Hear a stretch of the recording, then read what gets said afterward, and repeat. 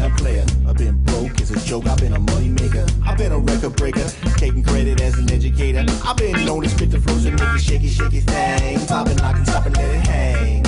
Watch us as we drop this hip hop, it's like it stings. We make the whole room drop and everybody sing. We want the funk. We gotta have that funk. We kick it old school. We think we're so cool. We take it back to the past. We gonna act a fool. Up jumps the middle finger, make my yay. Hello, hello, and welcome to Sports Buzz, the Fanatical View. I am your host, Scott D. Lewis, here doing a taped show, not live, in studio, Comcast Cable Channel 23. We are here a couple hours early in the afternoon on Thursday, 6/12, June 12th, 2014. So we are actually on our regular day, just sneaking in a little early to get this show done and get it in, because there is plenty of sports to talk about. And we knew we couldn't be live today, but we couldn't skip another week because we got things to get to. I am not flying solo, but I am not with my usual right-hand man, Mr. Bob Rudd Jr., who is down. Actually, I don't know where Bob is, because the Westerners game has been rained out, and yet he still can't make an appearance in studio. But there we see a nice shot of him at the ballpark from this weekend as the Westerners opened up festivities, getting their season underway. A lot of good things happened with the Westerners, but we are joined once again. Have no fear. Strange Man is here. Mr. Peter Green, a.k.a. Strange Man, joins us for the second show in a row. How's it going there, Strange Man? Hanging in there, Scotty. Strange Man is in the house tonight. All right, Strange Man in the house. Of course, Bob's show, Spotlight On, airs Tuesday nights at 9, Wednesdays at 12. We are joined by our director extraordinaire, Mr. Mike Toohey, and his show, Expose Cinema, airs Friday nights at 9, Wednesdays at 1. Of course, tune in to Danbury Westerners Roundup right after our show, Thursday nights 6:30, Fridays at 1:30. And there you see the nice shot. Westerners Roundup, all things Westerners all the time. Show runs all season long, and I'm sure soon enough you will get to see the festivities from this weekend as the Westerners had their annual celebrity breakfast. Rick Cerrone, speaking of people in the house, it was Rick Cerrone in the house. And Rick Cerrone, I must say, pleasantly surprised. He was quite entertaining. He was funny, personable, had a lot of really good old-time baseball stories to tell. So that was really good. Good show by him. And there we see a nice shot of Dave King performing down at the ball field. That's from a previous year, but he did perform on opening night this past weekend for the Westerners. He was there for opening day, and he will be there again this weekend. Oh wait, keep this shot up for a second, Mike. Look in the distance. No, back to the breakfast photo, not the Dave King photo. We lost it. The nice wide shot. You could have seen me in the distance. I was in the photo. I made the News Times. And he lost the photo. He can't find it again. It's gone. No, that's not the one. All right, so anyways, the Westerners have there it is, in the distance, the man behind the camera.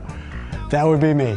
I was there. We have proof that I was filming, so if Bob doesn't put me in the credits of the Westerners Roundup as cameraman for Celebrity Breakfast, we got a problem. I've got proof right there. Anyways, this weekend is the 20th anniversary. Strange Man, you ever get down to Rogers Park? You check out any of the Westerner games? Yeah, I was scheduled to go down there on the 10th. Unfortunately, I couldn't make it, but I did go later on after the game and just walked onto the field. I believe they got that game in. It was scheduled to rain that night, but I guess the skies parted and did play that game. I think they lost that, but that was the game that they honored the nurses Jack Deering's wife, yes. Jack M. Deering's wife's, yes, who was a nurse. Lovely departed wife, and he's the benefactor, or started that he's got a great fund to for continuing education for the nurses. And hey, you never know when you're going to need a licensed, a nurse. So, they do a great job. Now we have we have Norwalk, we have Danbury, and New Milford Hospital, all connected. So hats off to the nurses, hats off to Jack. Yeah, Jack does a great job with that. Yeah. And it's nice that the Westerners give him a special night every year. But this weekend it's the 20th anniversary. Dave will be down there, among other people, for the 3-hour pregame ceremony. Festivities abound. come on down from 3 to 6 before the game, and you get some free food, free entertainment, and hopefully the weather clears up. It's been raining all week. And the Westerners hopefully will get a win, because after their opening night victory, they've lost 3 straight. So not very good. All right, let's move on. A couple other sporting events, big sporting events getting underway today. As we speak, I believe the World Cup opener, home opener for Brazil. First game of the World Cup is taking place. They should have been kicking off that game a matter of moments ago. We'll see if Brazil can get a opening victory to start this off against Croatia. And here we see Team USA as they are in preparation mode. Their game, first game, isn't until Monday, when we will see them face off against Ghana in the group of death. Ghana, the team that's beaten them twice, the last 2 times in the World Cup.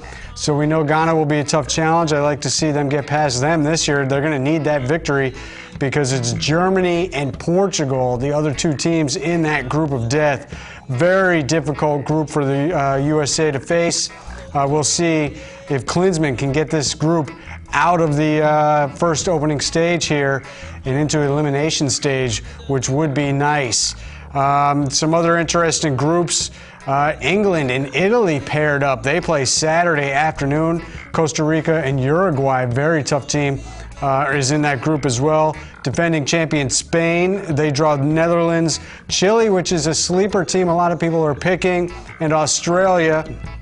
Argentina, of course, everybody gets geared up for Argentina. They typically come up short, but we'll see what they can do. They're in with Bosnia, Iran, and Nigeria. So there's a lot of good groups, a lot of good action will be taking place. The other big sporting event, which has gotten underway already, been going since early this morning, is the U.S. Open. What did you say this was, 117th? 114th 114th U.S. Open. Playing down at Pinehurst number 2, and there we see the legendary shot of Payne Stewart when he won in 1999, an all-time classic. He held off Phil Mickelson. Actually, he was 1 stroke behind with 3 holes to play, and he hit a 25-footer and a 15-footer in the last couple holes, and he was able to surge ahead of Phil, and that was the legendary pose, which is turned into a statue outside of Pinehurst number 2 here as they return. Sadly, Payne Stewart and 6 other passengers, I believe it was, in that plane that crashed, ended up crashing in South Dakota. It was pretty much figured that they either got at too high elevation or some sort of a chemical was released into the cockpit, and they all fell into deep sleep. And that was sad. And they wandered. The plane was wandering for a while before eventually going down, as everybody in the cockpit had passed away. I remember, Scotty, that the Air Force sent, I think it was an F-16 to check it out, and when he got on the scene, he said that the cabin was fogged over, so something definitely happened. Something happened in the plane. Could be reminiscent of the missing plane, which they still have not found out in the Pacific or wherever, you know, way out west there. So you never know what happens up there in that plane, but that was a tragedy. He was a colorful character, a great champion. He had won 3 majors, and that was one of the all-time great U.S. Opens.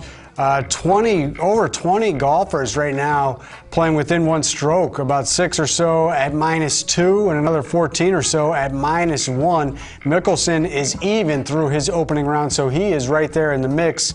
A lot of golfers bunched up right at the top. So the U.S. Open should be interesting this weekend. Those are the 2 events that are going on. A couple other things that have took place this past weekend before we get into the playoff pictures with the NHL and NBA. It was Triple Crown time at the Belmont Stakes. We were looking for a possible first Triple Crown since 1978 and affirmed. And once again, for the 8th time, we come up just short. No Triple Chrome for the Triple Crown. And it was tonalist 2 races by. This was actually quite a good race. Unfortunately, the owner has stolen the show with his comments after the race, And of course, the media latches onto the controversy, and we forget about the actual race. And they want to talk all about how he claimed that these horses who do not run all 3 of the Triple Crown events are cowards. It's the coward's way out. They should run all 3. I do believe he has somewhat of a point, but historically speaking, this is typically the way it has been run. Even some of the great horses of the past have had to win under these same conditions. The bigger factor in why we're not getting a Triple Crown is that the horses aren't bred the same way. Horses used to run races quite regularly. They would have run 5, 6, 7 races by the time they got into the Triple Crown. They would run, running 2 weeks out after their last race was not a big deal to them. That's the way they used to run all the time. Now horses are not accustomed to the fact that they have to run the first 2 races within 2 weeks and then the third one within a 5th week. So 3 races in 5 weeks, I believe, is the bigger factor, as opposed to possibly these races these horses who lose the Kentucky Derby, sitting out the Preakness and coming back for the Belmont. That's something that has been happening in the past. If I could say one thing, Scotty. Yes, I know you had strong feelings about this. 36 years, we haven't had a Triple Crown winner. Right. But if you notice in that race, the jockey took California Chrome to the outside. Yes. And I don't think he's ever done that in the first 2 races. So that might have mattered a lot. Well, they say that the fact that he did get bunched up, he had a lot of dirt kicked in his face, was a big factor. He hadn't had to deal with that. He was stuck on the inside.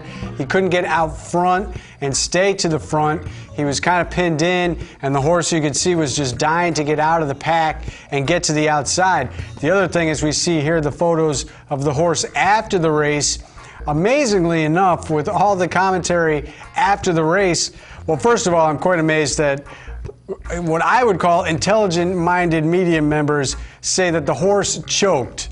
I mean, they're literally going that route, strange man. Come on, it's a horse. Do horses choke? I don't think so. I mean, that is unbelievable. The people that are just down on horse racing. A lot of coverage, and this, and that's kind of spooking the horse, I believe.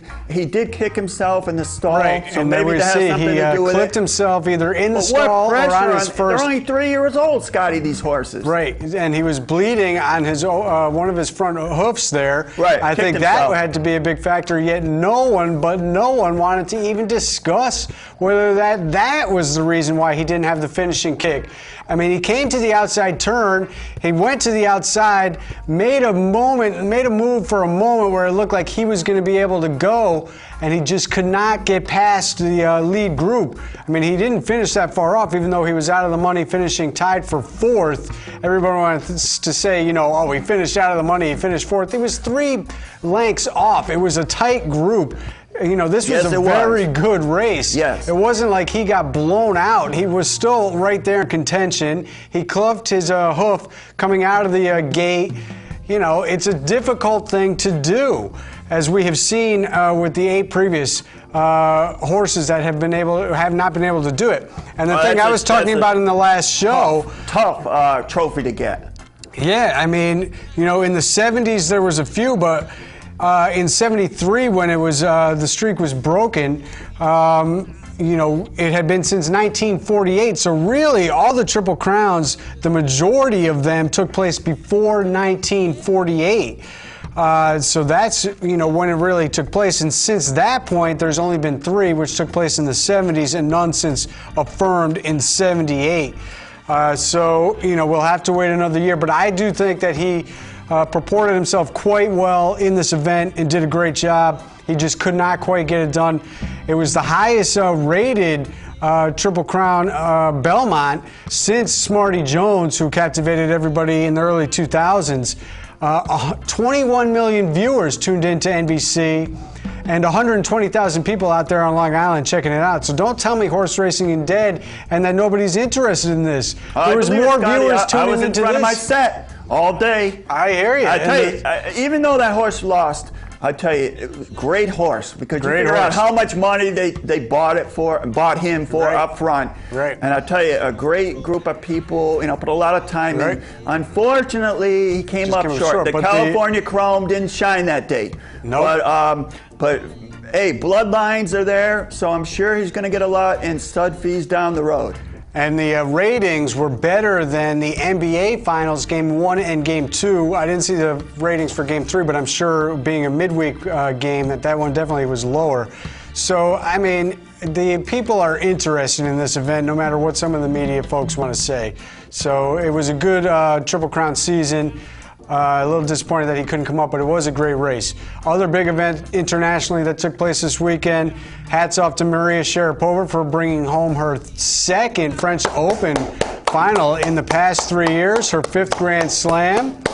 As we see, Strange Man is a big fan of the tennis, and it was a great.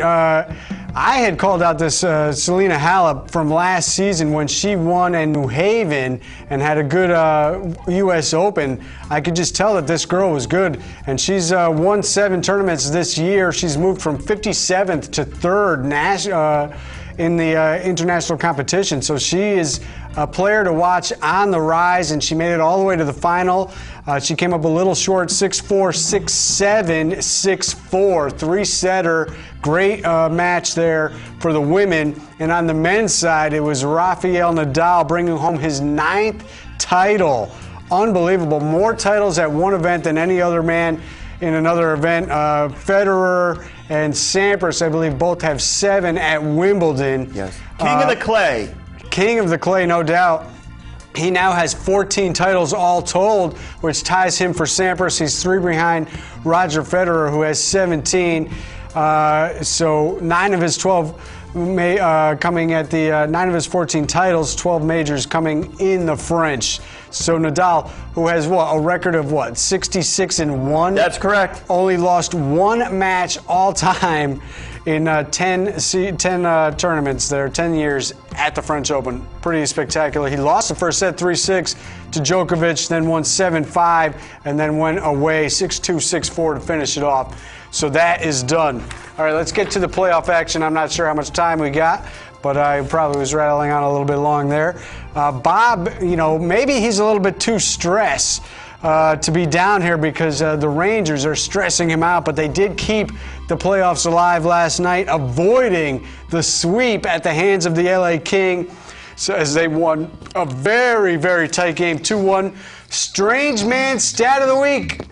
Here it is, Henrik Lundqvist in his Game 4 appearance. That was his 90th playoff appearance all time. Yes, unbelievable. The man's been in 90 playoff games. 90 playoff games. That's quite a tall number there. And I will add a second stat to the Strange Man stat of the week. He became the only goalie ever facing elimination to come up with 40 or more saves in a game, which he did last night as the Kings were peppering the net.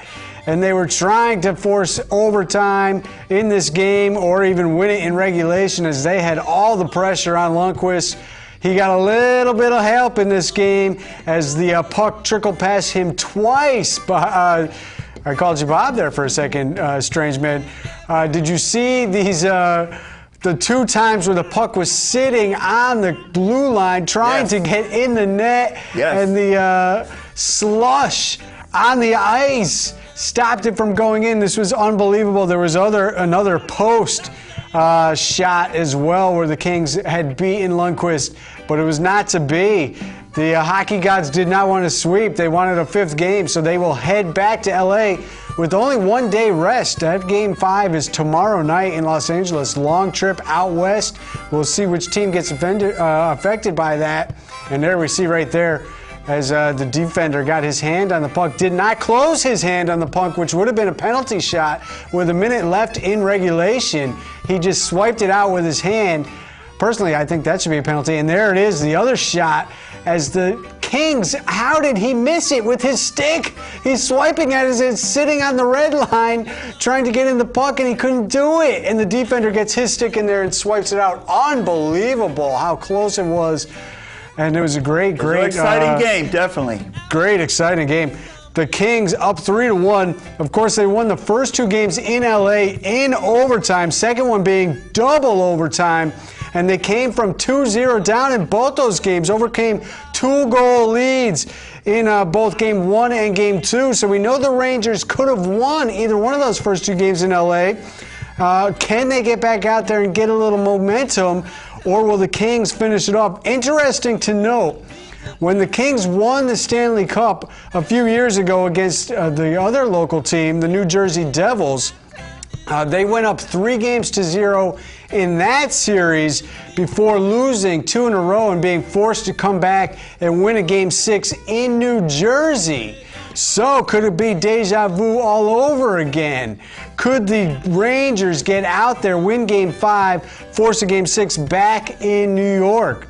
That could be an interesting scenario. We shall see. But there's only been one team to come back from a 3-0 deficit, Scott. In the finals, but there's been teams to do it in other playoff rounds. The Kings had done it just this year against the San Jose Sharks in round 1. They were out 3-0. 3-0, and they came back. Yep. But it was who? Toronto did it in the 40s in the finals, I believe. Correct? For the Stanley Cup, yes. For the Stanley Cup finals. So, we will see if that feat can be duplicated. All right, let's move to the NBA real quick because we got to get to baseball as well. The Spurs and the Heat, San Antonio turning up the heat in their building and now turning up the heat on Miami, down in Miami. And your friend there, Queen Jordan, came up with the cramps. Queen Jordan. Queen James. Paul James. I'm sorry. Queen James. He wants to be in the same statement I as never Jordan. saw Big Mike Air Jordan going down. He played through the flu. All the critics came out in full force. Queen James came up limping, and it couldn't go on. Air conditioning suddenly, somehow, malfunctioned in Game 1 of San Antonio, and for some reason, Queen James was the only one who couldn't play through the heat as he cramped up, had to sit out the last San Antonio. And he had to sit out the final 5 minutes of that game, and the Spurs went on a pretty serious run to close out Game 1. He did bounce back in Game 2 with, 36 points, 10 rebounds, I believe. Yep.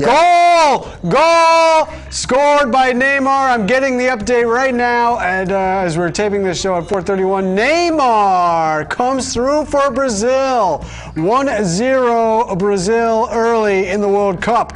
All right. If you're watching this, it's now 6-something, however, so that wouldn't have been happening live. Anyways, but in Game 3, the Spurs ran out to a 25-point lead in this game, and then the Heat staged a bit of a rally, cut it to 7 in the third quarter, but the Spurs answered that run and blew them out, running away with it down the stretch. So they have a 2-1 series lead heading into Game 4 tonight.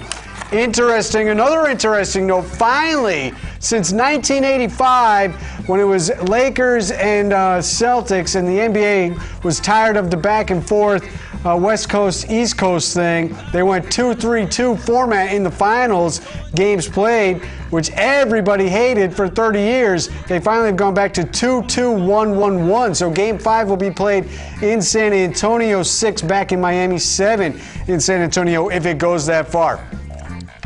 We will see. I would like to see the Spurs win tonight, close this thing out quickly. Baseball. Before we get to the actual on-the-field matters, I was happy to see last year somebody ask Rick Cerrone a question about the legendary, late, great Don Zimmer. And he did have a good story to tell. Good player, good coach. Don Zimmer broke onto the scene in baseball at the age of 17, 1949. He was a member of the Brooklyn Dodgers, actually was beamed, suffered a serious shot to the head, was unconscious for 2 weeks. Miraculously, he was able to recover and have a 12-year career in baseball, including winning a title with the Brooklyn Dodgers. And he was an all-star with the Chicago Cubs in 1961. He later led the Cubbies to a division title as a manager, 1989, winning Manager of the Year in 1989 for the Cubbies. But he won a championship as a player with the Dodgers in 1955. He was part of the Mets' epic 120-loss season in 1962, their first season, I believe. He was also part of the Expos' first season as a coach. He was a manager of the Padres. Of course, he was the manager of my youth, the Boston Red Sox. He managed there from 75 to 79. He was there when Bucky Dent broke the hearts of all Red Sox Nation in the one-game playoff, as he was the manager of that Red Sox team. He did manage the Rangers, part of either coaching or managing of the Rangers, Giants, Rockies, and of course he finished his career with the Yankees and then the Rays.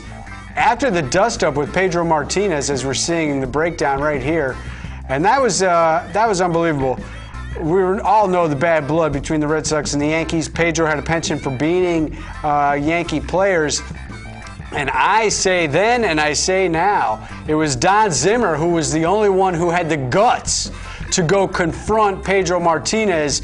None of the Yankees would confront him. There was never any retaliations that took place. So later in the game, when a brawl ensued, he targeted Pedro, ran right at him, and Pedro threw him to the ground, not knowing who it was at first, and then realizing afterwards that it was one Don Zimmer. Well, we're really going to miss him, Scotty. Great man to begin with. Absolute great baseball career. I don't know anybody else I can think of did as much as he did in this modern 60-plus day. years in baseball. How about this, strange man? This is all you need to know about Don Zimmer and how much he loved baseball. In 1951, at home plate in a game played in Elmira, he married his wife and his high school sweetheart, who he was still married to when he passed away just this past week. So 60-plus years of marriage to his high school sweetheart, married her at home plate at a minor league baseball game. So obviously a great man and a great baseball lifer. We don't really have time to get into baseball, which is probably a good thing because the Red Sox stink. I think their new motto. Don't say that, Scotty. It's not even All-Star break yet. We're not even through hockey. I know. Well, we got plenty of other things to distract us. Hockey, basketball, World Cup. Maybe they'll get it going by then. But how about this? I think their new motto for the season should be, there's always last year. Instead of there's always next year, there's always last year, which we know was a World Series championship. So, that's right. Don't forget it. They are the champions, the Boston Red Sox. You know, let them lose if they have to this year. We got our rings. We got our rings. Are we out of time? We are out of time. We will see you hopefully next week. Take care.